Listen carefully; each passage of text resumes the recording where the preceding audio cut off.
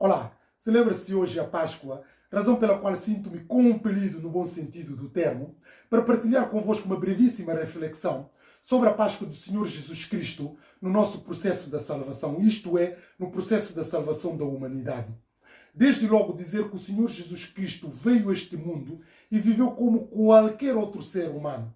Mas quando faltava pouco tempo para passar desta vida para o além, o Senhor Jesus Cristo tomou a firme decisão de ir a Jerusalém. Não era propriamente uma decisão qualquer ou leviana, mas sim uma decisão que envolveria a sua humilhação, sofrimento e morte. Mas mesmo assim, o Senhor Jesus Cristo não desfaleceu no seu ânimo, deu avante esta importante, esclarecida e determinada decisão. Foi assim que o Senhor Jesus Cristo entrou triunfalmente em Jerusalém, a multidão a render-lhe o devido louvor, cantando hosana nas alturas, bendito que vem em nome do Senhor. Passados poucos dias, o Senhor Jesus Cristo confrontou-se com a dura realidade, isto é, foi preso, foi açoitado, foi humilhado e foi morto na cruz do Calvário. Mas no terceiro dia ressuscitou-se dos mortos e apresentou-se com provas irrefutáveis para assinalar este grande marco na história do cristianismo. Tanto que por esta razão, este importante acontecimento foi narrado em todos os evangelhos, nomeadamente no Evangelho segundo Mateus, Marcos, Lucas e João. O apóstolo Paulo, de uma forma muito mais pormenorizada, no capítulo 15 de 1 Coríntios, salientando que sem a ressurreição é vã a nossa fé, a fé cristã estaria desprovida de qualquer tipo de significado, de qualquer tipo de sentido, de qualquer tipo de esperança. Mas nós sabemos, ele, enfim, vai novamente considerar que Jesus Cristo ressuscitou dos mortos. Ele é a esperança de todos aqueles que esperam nele. Mas é importante, enfim, traçar o paralelismo entre o Senhor Jesus Cristo com o homem decaído, com o homem Adão. Se o primeiro homem, neste caso, Adão, enfim, que queria ser a Deus, que, enfim, autoinflamou-se na soberba, na ideia de jactância, na ideia do orgulho, de querer ser igual a Deus, nós vemos que ele teve uma situação inversa, ou seja, Deus humilhou-lhe, porque ele foi, enfim, destituído da glória da sua criação, foi expulso do jardim do Éden por causa deste deixar inflamar por ideia do pecado de querer ser igual a Deus.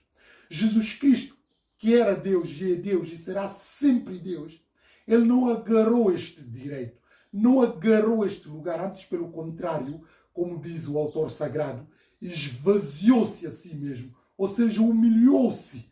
Ora, humilhando, tomando a forma do servo. Ora, encarnando nesta vida, o Senhor Jesus Cristo não viveu como qualquer outro ser humano. Mesmo assim, ele foi considerado servo. Tomou o papel de servo, o papel de escravo. E ele foi humilhado até a morte na cruz. Pelo que Deus o exaltou soberanamente. Ele deu o nome sobre todo o nome, para que o nome do Senhor Jesus Cristo se dobre todos os joelhos e toda a língua, isto é, a boca, confesse para a glória de Deus Pai que Jesus Cristo é o Senhor.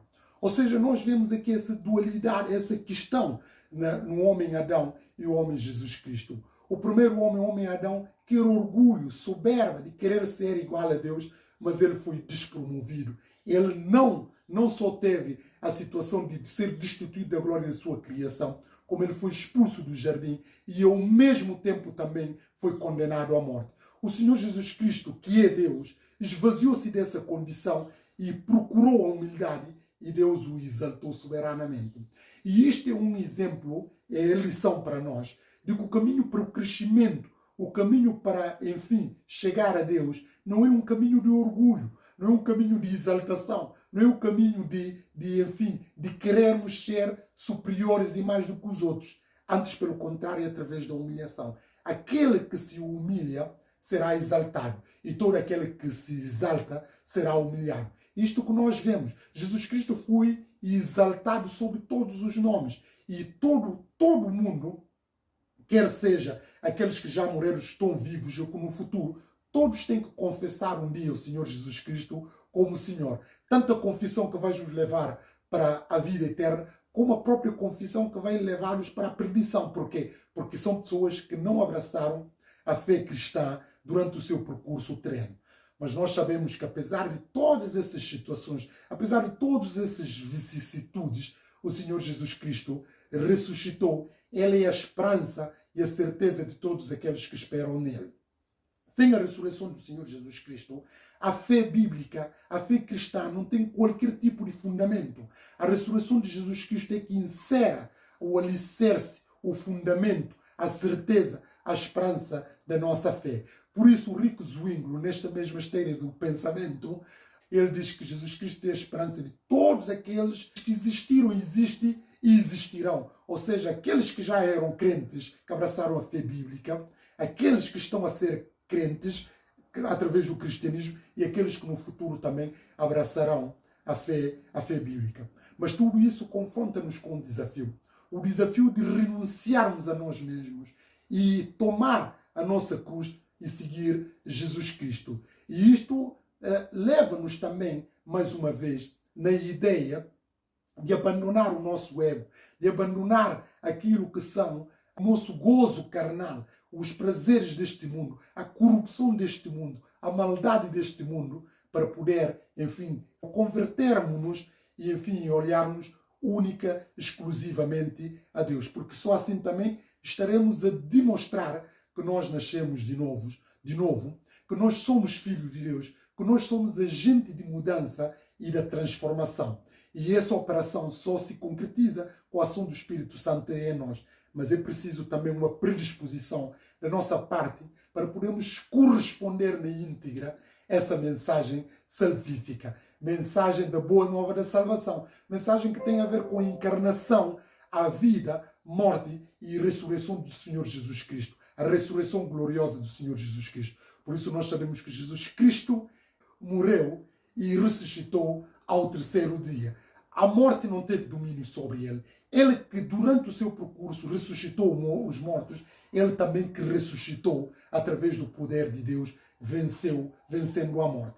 Por isso, este é o desafio também que nós somos colocados, de confiar nessa mensagem salvífica, de entregar o nosso coração ao Senhor Jesus Cristo, de deixar que a mensagem da ressurreição tome conta da nossa vida e podemos também promovê-la por aqueles que estão ao nosso redor. Que Deus nos abençoe, que Deus nos ajude a interiorizar estas verdades, mas acima de tudo, vivenciá-las no nosso dia. Jesus Cristo ressuscitou, Ele é a certeza e a esperança da nossa fé.